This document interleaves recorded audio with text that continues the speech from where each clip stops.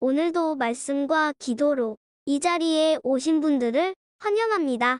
사무엘하 18장 1절로부터 15절 말씀.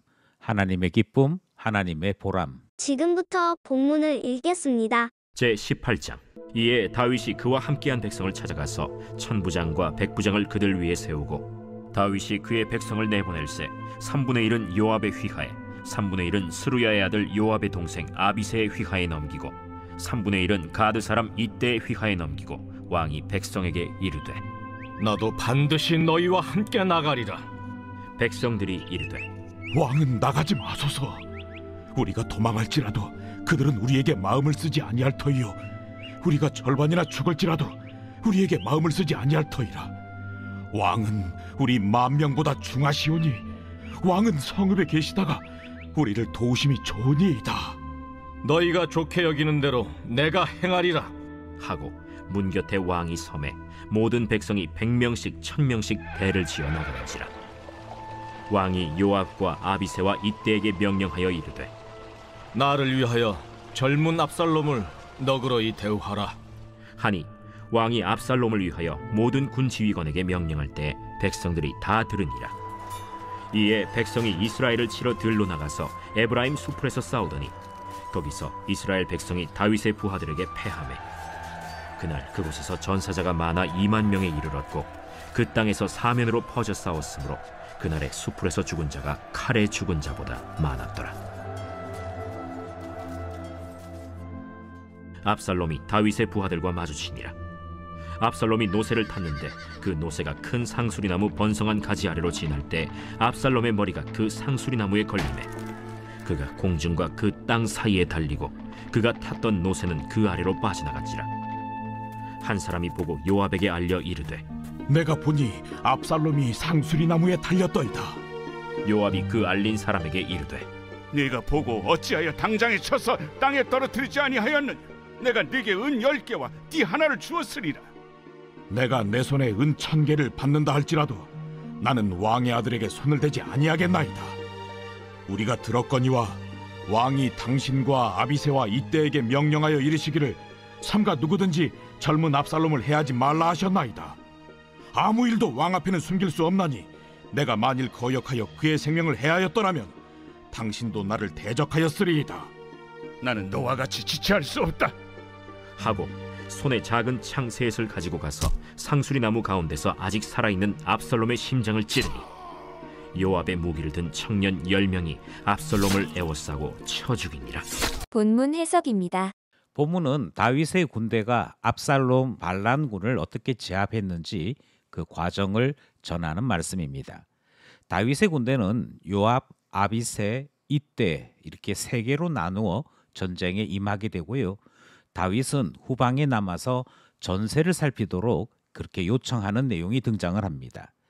에브라임 수풀에서 압살롬 군대는 패하였고 압살롬은 노새를 타고 도망하던 중에 큰 상수리 나무 가지에 자신의 머리가 걸리게 되므로 다윗 군대에 잡히게 되지요. 다윗은 전쟁을 시작할 때에 압살롬을 해하지 말라 부탁을 했습니다. 바로 이 부탁 때문에 병사들은 주저했으나 요압은 압살롬의 심장을 찔렀고 요압을 따르는 병사 10명은 그를 에워싸고 압살롬을 죽이는 일에 가세하는 것, 그 내용까지 본문이 전하고 있습니다. 본문의 중심 메시지입니다. 압살롬은 자신의 자랑거리가 몇 가지 있었습니다. 그 가운데 머리숱이 많고 아름다운 자신의 머리에 대한 자랑이 있었지요. 하지만 결국 압살롬이 붙잡히게 되었던 것은 바로 그가 자랑했던 머리 때문이었습니다. 자랑한 그것 때문에 잡히게 되고 결국은 죽게 되더라. 이 사실이 오늘 본문을 통해 전해지고 있는 내용이지요. 우리에게는 자랑할 것이 없습니다. 만약 우리가 자랑할 것이 있다면 그것은 오직 예수님뿐이다.